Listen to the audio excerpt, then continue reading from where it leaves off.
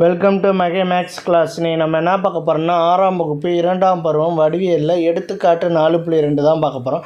இதுக்கு முன்னாடி எடுத்துக்காட்டு 4.1 வீடியோ போட்டிருக்கோம். அதோட லிங்க் டிஸ்கிரிப்ஷனில் இருக்குது, போய் பார்த்துட்டு வாங்க. இப்போ வாங்க கணக்கு பார்க்கலாம். எடுத்துக்காட்டு 4.2 7 சென்டிமீட்டர் மற்றும் 7 சென்டிமீட்டர் ஆகிய பக்க அளவுகளை கொண்டு ஒரு முக்கோணம் அமைக்க இயலுமா? 3 அளவு கொடுத்துருக்காங்க. 7 சென்டிமீட்டர் 7 சென்டிமீட்டர் 7 சென்டிமீட்டர் 3 அளவு கொடுத்துருக்காங்க. இந்த அளவு வச்சு முக்கோணம் அமைக்க இயலுமான்னு தான் கேட்டிருக்காங்க. 3மே சமமாக இருக்குது, அதை எடுத்து எழுதிக்குவோம். 7 சென்டிமீட்டர் 7 சென்டிமீட்டர் 7 சென்டிமீட்டர் 3 அளவுகளும் சமமாக இருக்குது. நம்ம சமநிலை விதிப்படி இதை ஏதாச்சும் ஒரு 2 அளவு எடுத்து கூட்டினோம்னா 3ஆவது அளவோட பெருசாக இருக்கும். அதுதான் சமநிலை பண்பு. அது இது சமநிலை பண்பு இதை சாட்டிஸ்ஃபை பண்ணோம். அதனால் இது முக்கோணத்தை அமைக்கும். இப்போ நம்ம எடுத்து எழுதணும். 3 பக்க அளவுகளும் சமமாக உள்ளது. 3 பக்க அளவுகளும் சமமாக உள்ளது. நம்ம பார்த்தோன்னே சொல்லிடலாம் இந்த கொஷின் முக்கோணத்தை அமைக்கலான்னு. ஆனால் நம்ம சென்டென்ஸில் எழுதணும். எனவே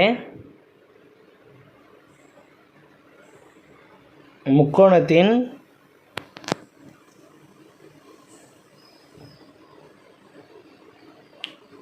சமநிலை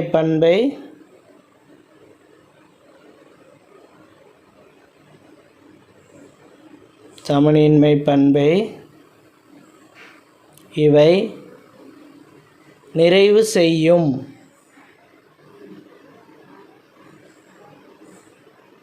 என்பதால்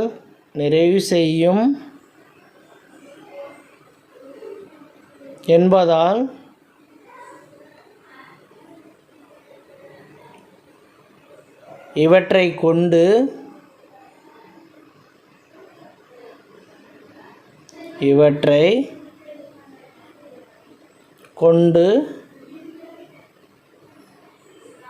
உறுதியாக முக்கோணம் அமைக்க இயலும்.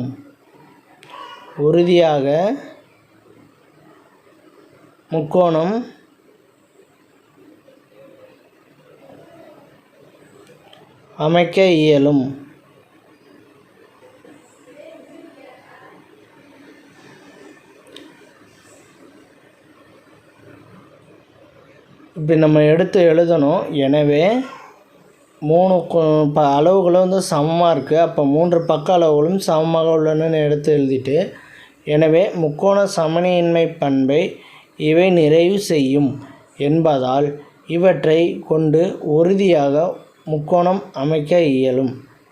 அவ்வளோதான் இந்த கணக்கு. நெக்ஸ்ட் வீடியோவில் பார்க்கலாம். இந்த வீடியோ பிடிச்சிருந்தா லைக் பண்ணுங்கள், கமெண்ட் பண்ணுங்கள், ஷேர் பண்ணுங்கள், சப்ஸ்கிரைப் பண்ணுங்கள். அந்த பெல் பட்டனையும்